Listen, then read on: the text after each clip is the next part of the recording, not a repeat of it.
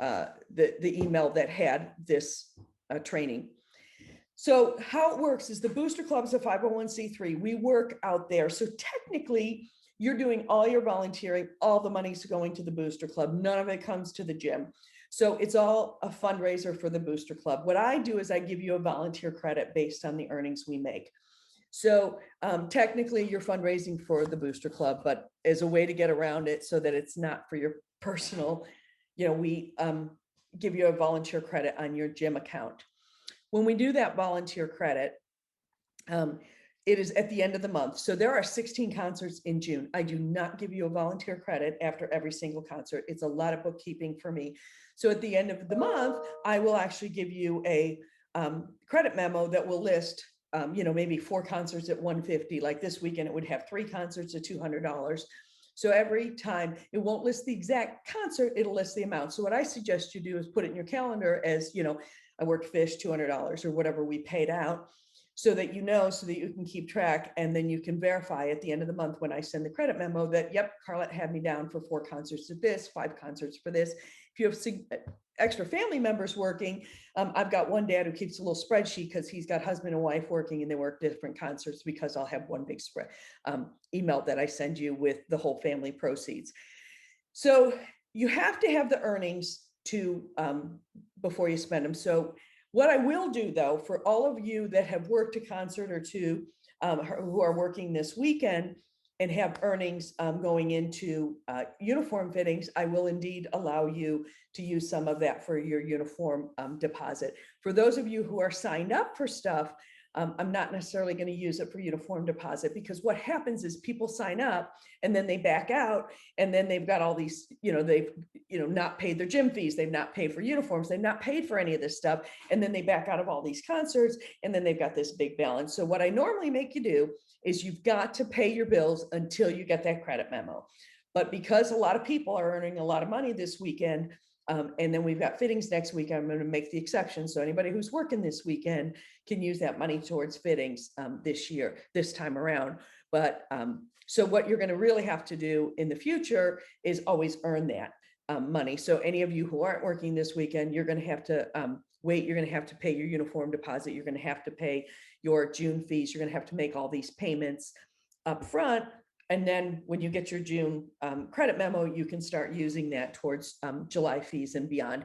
And you will obviously earn more in June if you work several concerts, that you can continue to use that money moving forward to apply to August, September, October. It's just a credit memo sitting on your account. So we have, just so you're aware, we have yet to pay $125. That is the minimum we have guaranteed. We have yet to pay $125 a show. We have paid 2 shows at $125 or $150, I think, and 1 at $175, something like that. And now we're paying $200 this weekend. So a lot depends on sales and tips. But our minimum guarantee is $125. You always know upfront going in exactly what we're paying for sure. But then often it goes up when we figure out what the sales look like that evening and the like. There's no partial payment for leaving early. So if you have a migraine, if you have some back trouble that day, I can tell you right now, it is not the least bit mentally challenging. It is physically demanding to work out there. You are on your feet for 7 hours. There is no place to sit down. We eat standing up. We have our breaks standing up. So it is people with flat feet and back problems struggle to work out there. It can be 100 degrees in the kitchen, and it can be 115 degrees. So it's very, very taxing on you physically, but mentally, we're selling hot dogs. We're carny workers. It is not difficult, but there is no partial credit for leaving early. So when we get there, we set up, it's very relaxed. I mean, it can seem hectic, but it's not stressful setting up. Then the doors open. If you've ever been at a concert, everybody's not running for a hot dog. They're running to get their seats on the lawn. So it's slow. So by the time it picks up is usually when someone's saying, you know what, Karlette, I'm not feeling well. I'm going to go home. It's not when I needed you when we have lines, and that's right before the acts go on. And that's usually when someone's going to go home early. And I didn't need you really for setup. That's why I allowed people to come in a little late, if they're coming from work and the like. So You can't, it's an all or nothing situation. So if there's those days that you've got a migraine or, you've got a stomach issues and you really don't think you're going to make it through the night, it's better to tell me up front versus thinking that, hey, I was here for 2.5 hours, don't I get partial credit? You do not. If you leave the Indiana Elite program, unapplied earnings are not refunded to you. You do not get a 1099 for this. We're considering it a volunteer credit, so you will not be taxed on it. It can be used for any cheer expenses, pro shop earnings or pro shop clothing, uniforms, gym fees, tumbling, anything. If your kid goes to summer camp with us, anything like that, it can use for anything that you're using through the gym. But should you decide, if you're thinking that I might get transferred by the end of the summer or something like that, you may question how many shows you're going to work because you're not going to have that opportunity to use that money up if you indeed get transferred. At these events, we work for Legends. You're going to hear two big names out there when you're out there. You're going to hear Live Nation, you're going to hear Legends. Live Nation is the venue. They obviously bring in the acts and promote the acts. Legends is the food service vendor. We work for the food service vendor out there. So my boss is a Legends boss. I work for Anthony and Drake out there. And so when I say that Legends, we're doing the training for Legends, that's because we're the subcontractor for food service out there. So we're working for Legends. They're the ones that mandate all this training that we have to do. When you go out to training, you are going to meet, Anthony usually does the training, so you're likely to meet Anthony. And so you are likely to meet him when you there, and he'll give you the whole spiel, but we do what they ask us to do. I've been trained on how to wrap a hot dog. I've been trained on how to wrap a corn dog. We're told how to put the nachos together. We do it how they're told. I've had doctors out there, lawyers, research scientists. We put away our titles and we are carny workers out there. So if I come in and I tell you, don't do it that way, put less sour cream on it, do it this, do it that, just do what they ask you to do. One year, they're all about waste and about we're using too much sour cream. The next year, it's all about, hey, do it this way, and it's about wrapping hot dogs. So it always changes what's important to them. We just do it the way they ask us. So just put away your titles and just take it for what it is. And honestly, you'll have a great time working out there. Your uniform, you are going to wear black pants, shorts, capris, but not like basketball shorts. They don't want those, those athletic shorts, nor do they want the really tight fitting yoga pants on the women. Other than that, any kind of cargos or, any kind of type of shorts. And I highly recommend you wear shorts. I highly recommend you wear the best grass cutting shorts that you have, or a lot of people go to Goodwill to pick up a pair of shorts. Do not wear your finest shorts that you wear out to dinner on a Saturday night in the summer, because you're going to get food spilled on them. It's going to smell like fried food by the end of the summer and the like. So just some old pair of shorts. And then any shirt you want to wear, when you get there, they give us a shirt every night. We wear that shirt and we turn it in at the end of the night and they wash it. That's why I asked for your shirt size. You're going to give us a shirt size. If you don't like that shirt size, all you have to do is email me and say, hey, Karlette, can you switch me to, this size or that size? And I can change it for shows going forward. So it is not fixed forever. It's fixed for that show. And then moving forward, we can change the size. So you also need closed-toed shoes, and you need, they want non-slip shoes. If you're not going to go out and buy shoes, if you're going to buy shoes for this, buy non-slip shoes. If you're not buying shoes, again, wear your finest grass cutting shoes that you have. They're going to get dirty. They're going to get, mustard slapped on them and the like. So I would highly recommend you just wear some old sneakers. They have to be tie shoes. They cannot be flip-flops. So keep that in mind. You'll be sent home if you've got the wrong shoes on, and you're not going to want something that's not comfortable, because like I said, you're standing on concrete for 7 hours. And then if you've got long hair like mine, you got to tie it in a ponytail. We have lanyards. So when you get there, if you bring stuff in, you're going to bring in a plastic bag, a see-through, like you do for the ball games now. Men usually put everything in their wallet. They carry it in their wallet, no big deal. Women usually have a little bit more stuff. So if they carry anything, they use, here's my bag, here's my, bag. You carry a clear bag. But what I recommend you do is you minimize what you bring. This is my Ruoff bag. It's always my Ruoff stuff. There's stuff in here. The only thing I add to it are my car keys. And then I even have a little pouch that has my driver's license and my liquor license that I move from my purse to this bag every night that I work out at Ruoff. But I don't carry a lot of other personal stuff that potentially could be left out there. Because if you leave your bag out there, it's not like at the gym where you can say, hey, Karlette, can you put that behind the counter?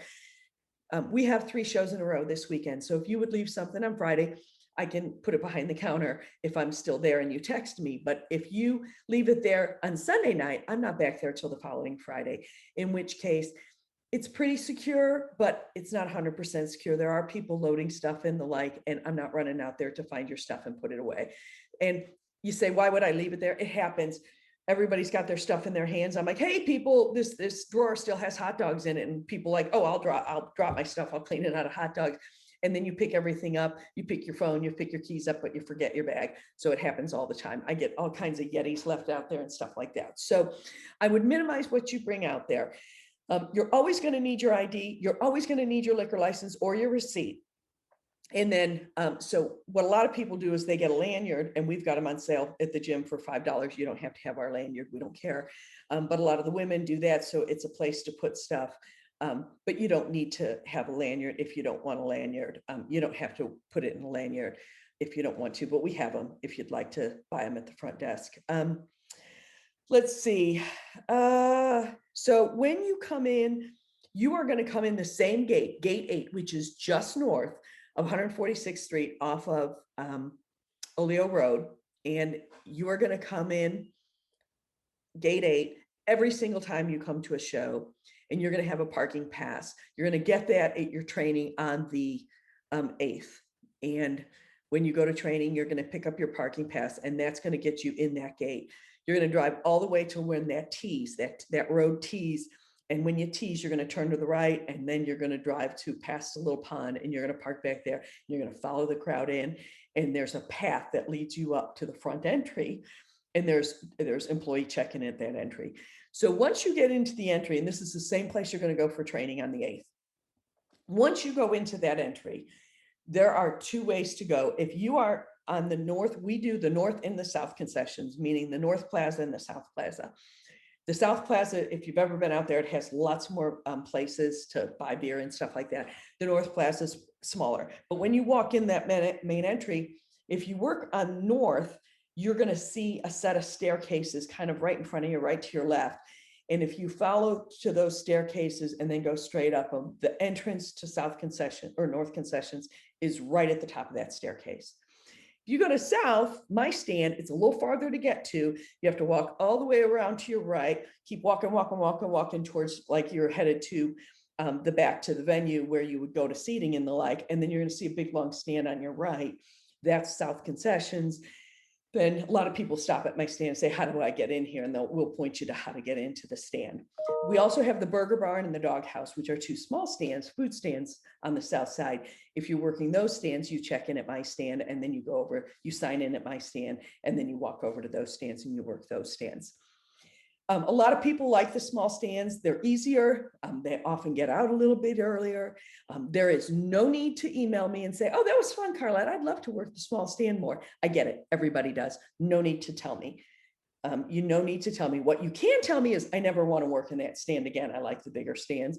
But do not tell me that you like the small stands, because everyone does. And I don't need those emails to tell me that you like them, because I get it. I try to rotate people through the small stands to give everybody the chance to do that. When you're first starting to work for us, you're probably going to be in a larger stand for a while, just so you get used to it before we put you in the small stand, because you kind of got to get the rhythm of the large stand and know how to make the nachos and stuff like that. So here's how we sign up. So I do a month at a time. I give you the whole list of the concerts just so you can kind of look at them on your calendar and you can get a feel for it. And people who work concerts, if they have a wide open summer, they kind of like to plan. This year, like we were really busy in June and not so busy in July and August. So they like to plan vacation. Oh, we can take a week off here, go boating this weekend. We don't have any concerts, when they like to work them all and stuff. So that's why I give you the whole list. But I do not want an email from anyone after this that says, here's all the concerts I can work. I'm going to delete that email, because I will email you after this meeting with all of the concerts for June, the rest of June. I'm full for this weekend, but the rest of June that I'm willing to take signups, and the rest of June is completely open. So there are 13 concerts still available in June. And I will say, you can sign up for any of these. So how it works is you email me back and you say, here's the ones I want to sign up for. When you email me back, you put it on your calendar. Do not wait for an email from me that says, got it, fine, I've got you down. So what happens is when you sign up and say, here's the concerts I want to work, you put them on your calendar, assuming you're working. Then what I do is about a week out of the the weekend, I will say, here's the final workers list for this weekend's shows. And I will list, there might be one show, there might be 3 shows, 2 shows, however many. And I'll say, here's the final workers list. That is the time. That email goes to everyone. That is the time for you to look that up and say, does Karlette's records match mine? So the next show is the 10th. I can't even remember what show it is. But if you signed up for the 10th and the final workers list comes out and you're not listed, that's where you email and say, hey, Karlette, I signed up for the 10th. I will add you. That just means you don't have to show me proof that you signed up. I'm like, oops, my bad. So I'll add you. Or if you're listed and say, Karlette, you got me down, I never signed up, I'll take you off. So that's my double check. I just have 150 people working. I don't have time to go, gotcha, gotcha, gotcha, gotcha. And even if I go, gotcha, got your email, doesn't mean I still don't make a mistake in my spreadsheet. So that final workers list is our double check. So even if you aren't working, and I think next weekend there might be 2 concerts, even if you know, oh, we're on vacation, I did not sign up for this weekend. I need everyone to look at that final workers list and verify, yep, I didn't sign up. Karlette doesn't have me listed. Our records match. A lot of people don't, and they're like, Karlette, I never signed up. I get it, but you went through this meeting, you heard what I said. Everyone needs to verify that final workers list. So after that, and a lot of times in the final workers list, I'm begging for more people. And then a day or 2 before the actual event is when I send the stand assignment. The stand assignments only go to those people that are working. So that's when you're going to find out whether you're in North Concession, South Concessions, the Burger Barn, or the Doghouse. Those only go to those people that are working. If in the unlikely event you get a stand assignments and you're not scheduled to work, don't ignore it. It means somewhere along the line you did not verify with me, or I made a mistake and I had you working. I had people that before I don't know why I was getting the stand assignments. Well, you were getting it because I had you working. So again, if you get stand assignments, you just need to say, Karlette, I never signed up. I don't know why you got me down. So we just need to make sure we don't get to the point that I'm texting you at an event and saying, where are you? And you're like, I never signed up. That's why I have these double checks along the way. So it's really, really important that you're verifying, because once we get the stand assignments, we should be on the same page and you should know you're working, no questions asked. So I do the cutting based on asking for volunteers first. And I can tell you folks, I haven't cut a single soul. I've been begging for workers. I have a feeling I'm going to still beg for workers this year. I'll go through it quickly how I cut people, but it's highly unlikely. The first thing I do is I ask for volunteers. When I ask for volunteers to cut people, I'm not asking people to be kind and cut. What I'm asking for is, you signed up for June 28th today. I send the email out tonight. You give me a list of concerts. You say, I'm going to work for June 28th. And then all of a sudden you find out the neighborhood block party is the 28th. And you're like, dang, I would have liked to go to that. When I'm asking for volunteers, that's what I'm asking for. People who are like, shoot, I would have liked to beg off for that. Those are the volunteers I'm asking for. People who suddenly got a better offer that they'd like to work, not people to be nice. In the end, if I don't get enough volunteers, I'll look at the cost of program. I will take my tiny terriers first. If you have a few people working half here that I will take off, then my tiny terrier, second family member. But honestly, I doubt that I'll be cutting many people. So you don't really have to worry about being cut. Another thing I should tell you about signing up. I say, hey, here's the sign up for the month. Do not feel shy like, hey, I need to get my whole calendar set. You don't. If you can say, Karlette, here's 4 I can work. Here's 4 I know. You can sign up for those 4. And then as your schedule evolves over the month, you can continue to sign up. So if you know that, hey, we don't know if we're taking the 3rd or the 4th week of June as vacation, you can go ahead and sign up for the first part of June. And then as more days become available to you, you can just email me again and say, Karlette, sign me up for these. The other thing you can do, up until the final workers list is posted and sent out, I don't care if you take yourself off. So if you sign up for concerts and then you say, hey, Karlette, as it turns out, this came up or that, take me off this date or that date, there's no harm, no foul. When I start getting aggravated with people is when they're taking themselves off at the final workers list, because that's the point in which I'm counting on people. That's the point when people are texting me at the last minute saying, hey, do you got enough people for Saturday night? And I'm saying, yeah, I'm good, I'm full.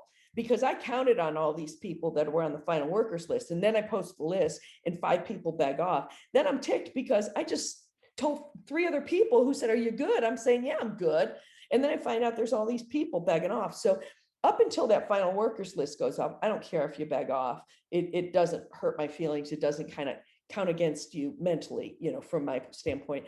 But if I remember a couple times that you at the last minute are begging off on me, I'm going to have a conversation with you and go, I'm going to put you on the sub list if you keep begging off at the last minute, because I don't want to turn down the offer for somebody else to work to find out that you're going to beg off on the last minute. But you have that opportunity. It's a very flexible part-time job. And I want you guys to all know that. I try to be as very flexible. You're working for your kids' credit, and I own the gym. I want you to be in the gym. I want your kids to be in the gym.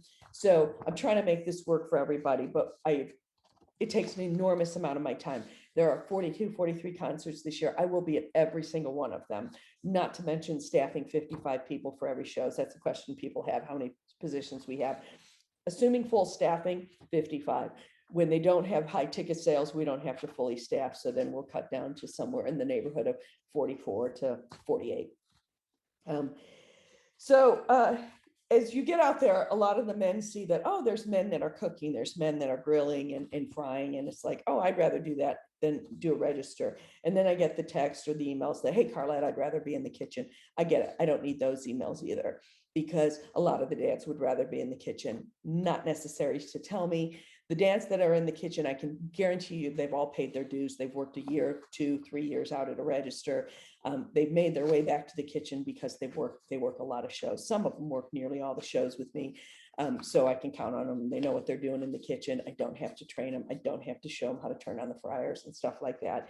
The more you work, the more you will eventually work your way potentially into one of those roles. But what you can tell me is that I don't want to be in the kitchen as one of the men. I don't want to be in the kitchen.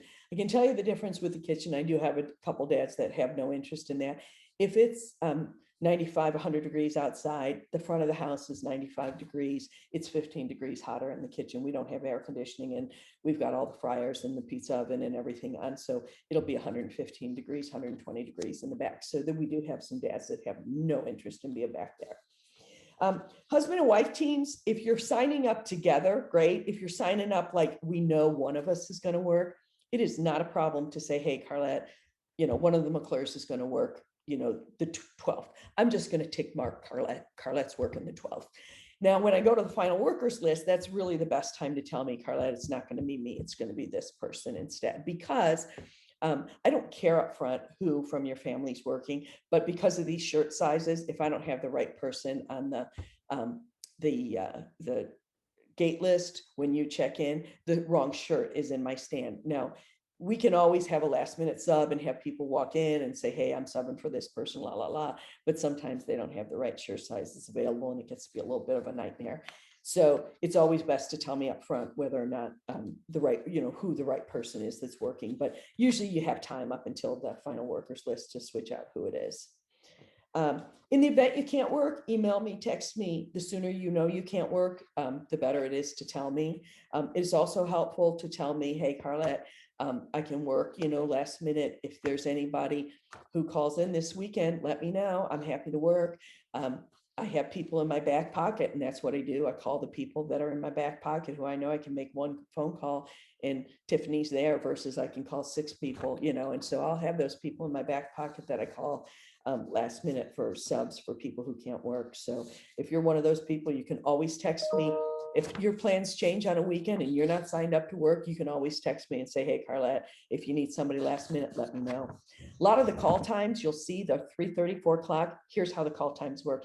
Call times are 2 hours before gates. So this weekend, all the call times are 3:30.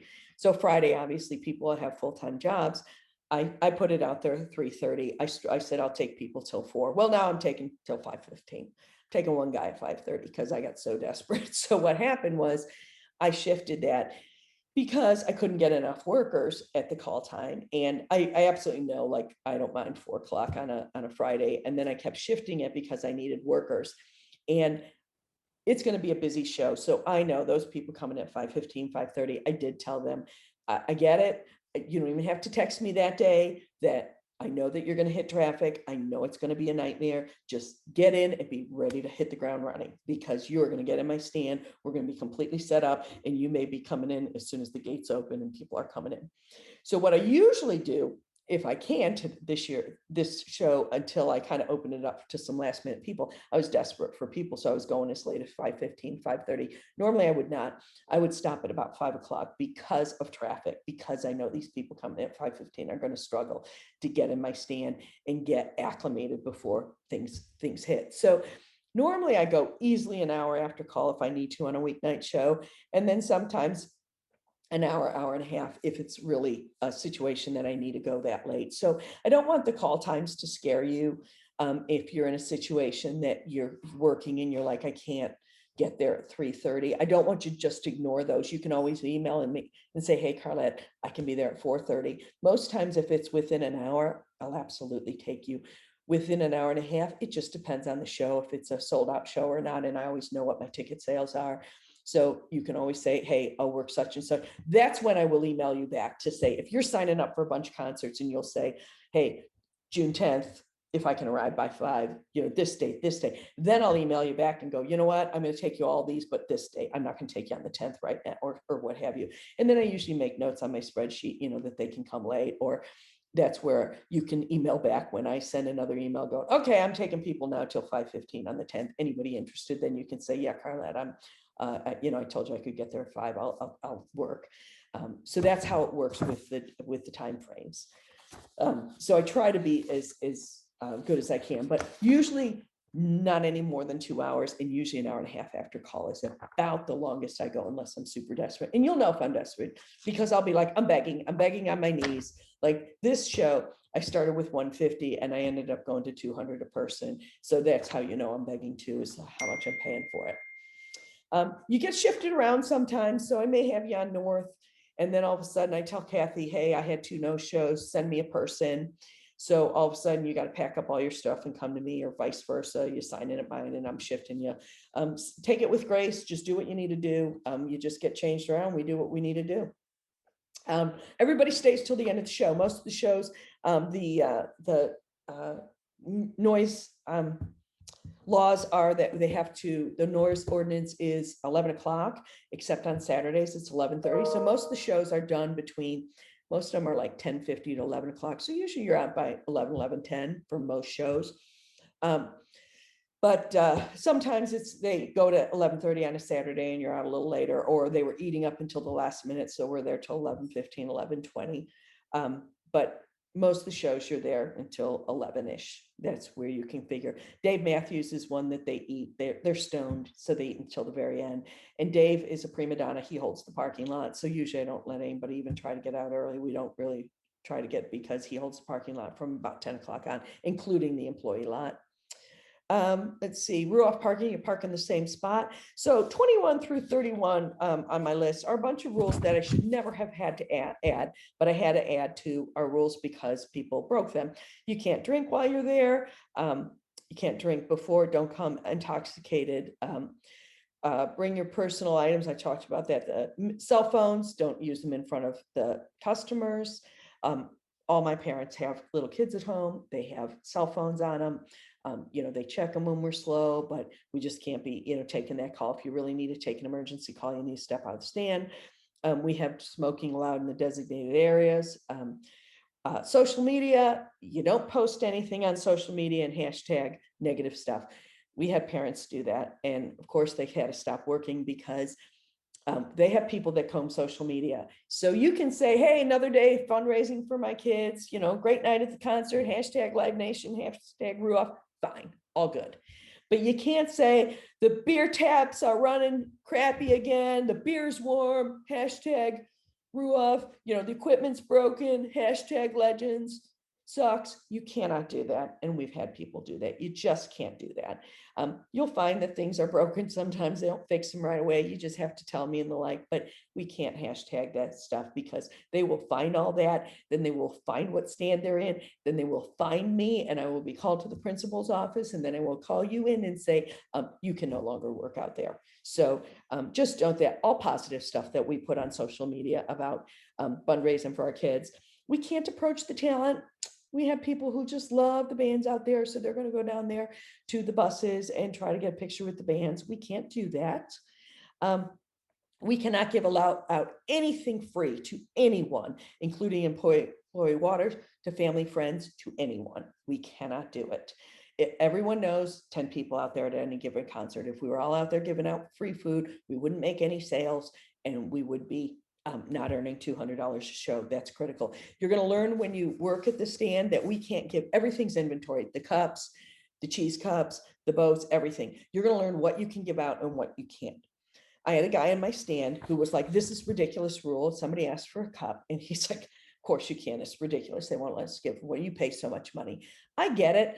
But that beer cup, I know that cup is 6 cents. I know that, you know that. However, they counted for me $17 because it goes, a $17 beer goes in that cup. So when he decided that it's ridiculous that I can't give away a cup, he just shorted our group $17.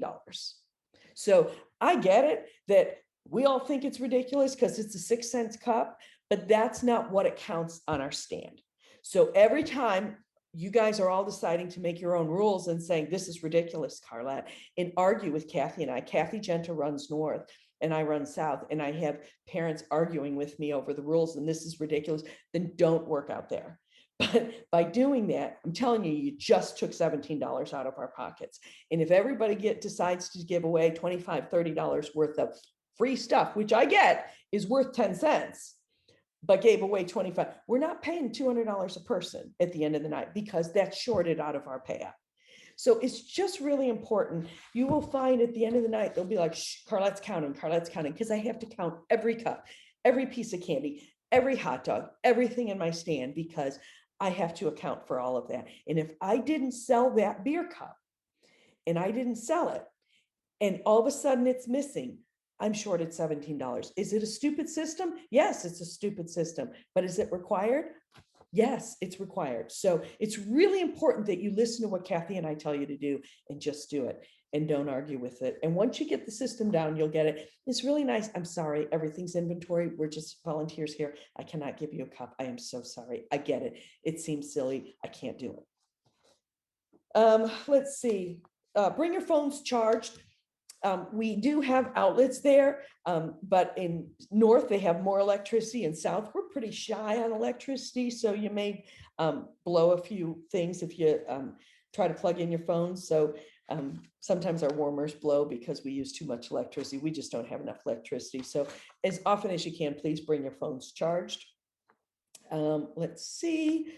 We have to card everyone every single time, no matter who they are, even if it's your brother and you know he's 57 years old, because they have excise police that walk around and their job is to just verify what's going on. And they have secret shoppers and they don't know that you're carding your brother or that it's your brother, or it's the customer that who just bought 2 beers an hour ago, and you know them and you're joking with them and laughing and ha ha ha, come back to me, buy another beer for me, you're great.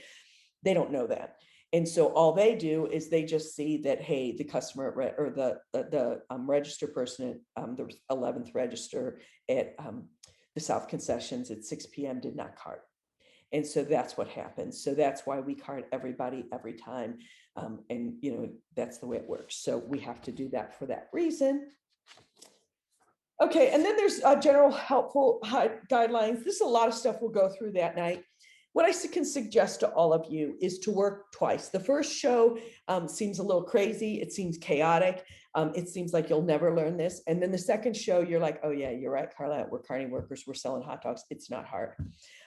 It always feels a little overwhelming. And, if you build the nachos wrong the first time, it's like, oh, well, like we'll get over it. The first show, I was yelling at somebody for putting the cheese in, the cold cheese in the warmer. And at the end of the night, I had an excuse. I said, I don't know who did it. I'm sorry. I said I was a little stressed the first couple of shows, but hopefully you guys are beyond my first couple of shows. It's extremely, we're 3 shows in. It is extremely stressful out there. The first shows getting everything started because we have such a downtime. We go from 6 months of not doing it and then we have to revamp everything. And we have a new menu every year and stuff. But hopefully by the time all you guys start working, we're more in a flow, although we're not quite yet in a flow. We're close to being in a flow. Kathy Genta runs north. I run south. She's a past chair mom of mine that no longer is with us. She's on Legends payroll, and she runs north. She can be a little on edge at times as well. You just got to take it with a grain of salt. We are so stressed sometimes with all the, Karlette, Kathy, but just let it roll off. We never even remember, what we're uptight about by the end of the evening, but work a second time. The second time, everything you get in a flow. And after working twice, everything is just second nature and none of it's hard. And then you kind of start relaxing and having a good time and enjoying everything. So with that said, does anybody have any questions? I have a question. Yeah. Do the shirts, do you know if they run small or if they run large? I'd say they run a little on the small side, and the women's is a ladies cut is fitted, and it's and then the men's, I would say, runs probably true to size. So a lot of the women prefer a men's cut. I don't like a men's cut only because the sleeves are they're short sleeve polos, but the sleeves are super long then. So I prefer the ladies cut, but I go up a size in a ladies. Like I would normally wear an extra large and I wear a 2X ladies cut because I prefer the shorter sleeve. But a lot of the women prefer the non-fitted cut and they don't care about the sleeve length. So, and then some people like them a little tighter because they don't want the excess cloth. They just want it as snug as possible, just so they don't have it, because it's super, super hot out there. They're a dry fit material too. They're really lightweight. Okay, thanks. And I'm going to need everybody's shirt size. If you didn't get it for me originally, email me your shirt size and I'll get that recorded for everybody. Any other questions?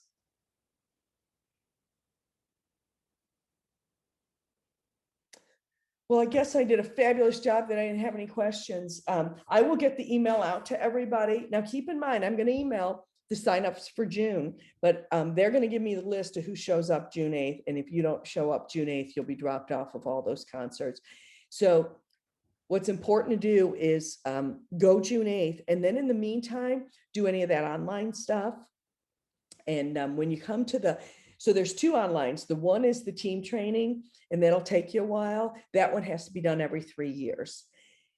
And then the other one is the Legends training. I have to load in the email addresses to that one. So I'm going to send all those email addresses to them tonight. So that should get loaded, and probably next week that'll be live. I'm going to tell you, there's no Legends people on here. I wouldn't watch the videos. I would just do the tests. If you fail the test, I go back and watch the video, but it goes a lot quicker if you just do the test. So just a little tip, you can probably do that training in about 20 minutes. That is a one and done training and you'll never have to do it again.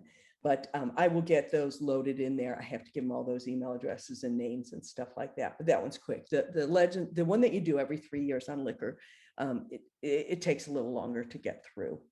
So I have a question. Me and Cody did the online trainings from Ruoff last year. Yeah, but then you're didn't good. end up Then you're working good. the Yep, concert. you're Okay. good. Yep, you're good. You're fine. Okay. Yep. Thank you. Yep. So you're good to go. You just have to go the 8th because you have to go on site every single year for that training, because you have to sign their waiver and you're going to get their parking pass, and they're going to log you in and have it in records that you were, they know who was there because you're going to sign in on a sheet, and they're going to have that sheet for me, and they're going to know that you were there and not there. So it's critical that you guys go. And that's every single family member that plans to work has to go to their training. It lasts about an hour and a half. It's pretty quick. Any other questions?